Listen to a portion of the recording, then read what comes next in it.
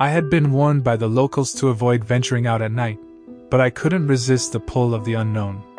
They say that a creature known as the Dogman roams these woods, a half-man, half-dog beast that strikes every 7 years.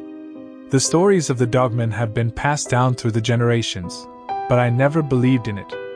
That was until I heard the legend on the radio, a song called The Legend, that had been created as an April Fool's prank by a radio producer in 1987. But something about the song resonated with me, and I couldn't shake off the feeling of unease it gave me. The song tells of such happenings as a group of lumberjacks chasing what they thought was a dog, only to have it stand upright and scare them off.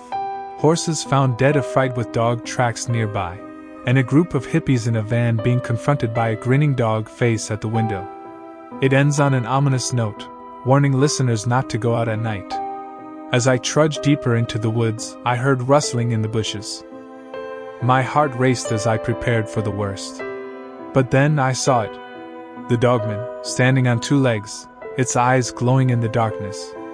It was a 7-foot-tall, bipedal monstrosity with the head of a canine, surprisingly blue eyes, and the torso of a man. It let out an unearthly howl that sounded almost like a human scream, sending me fleeing in fear. I couldn't believe what I had just seen.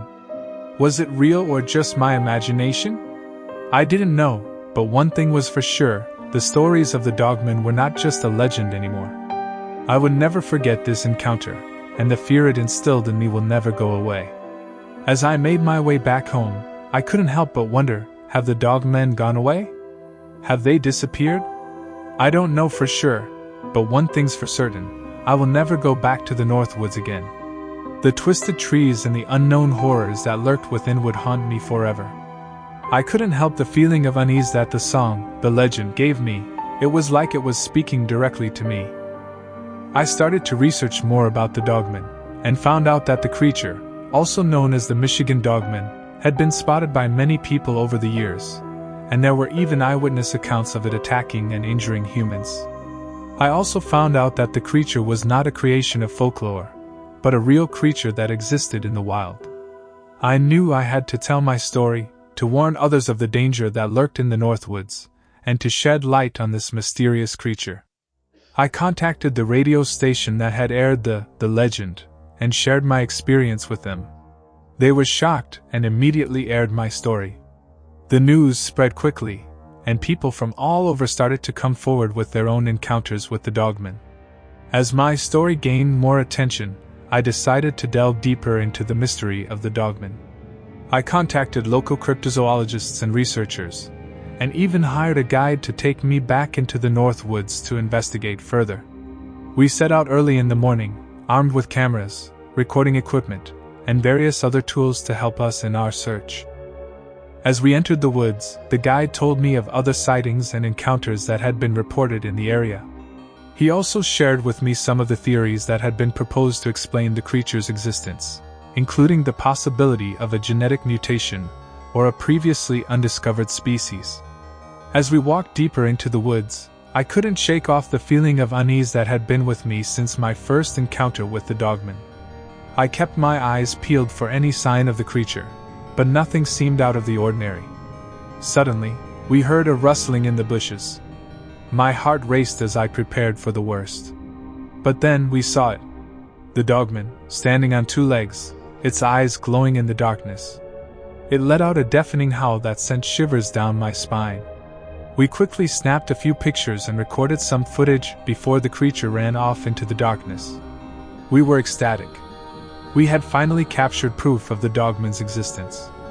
But as we made our way back home, I couldn't help but feel a sense of dread. The creature was real, and it was out there, roaming the Northwoods. I shared my findings with the world, and my story sparked a renewed interest in the Dogman. Researchers and cryptozoologists from all over came to investigate the creature, and many claimed to have had their own encounters with it. But despite all the attention, the Dogman remained a mystery. The Bendon Track is a well-known hiking trail that winds its way through the dense forests of northern Michigan. The trail is known for its beautiful scenery, and the many small islands that dot the river that runs alongside it. But for one hiker, the trail will always hold a dark and mysterious memory. It was a cold, autumn night, and the hiker, who wishes to remain anonymous, had been out with a group of friends. They had been hunting deer and had decided to take a short cut home through the bend-in track. As they made their way through the forest, they came across a small island that was connected to the main trail by a sliver of land. The hiker was the first one to reach the island, and as he walked along the path, he noticed that the trees were planted in neat, even rows. But as he was about to leave the island, one of his friends got her foot caught on something. The hiker went back to help her, and that's when he saw something that would change his life forever. As he was walking back to his friend, he noticed the spot where the trees formed a roof-like effect.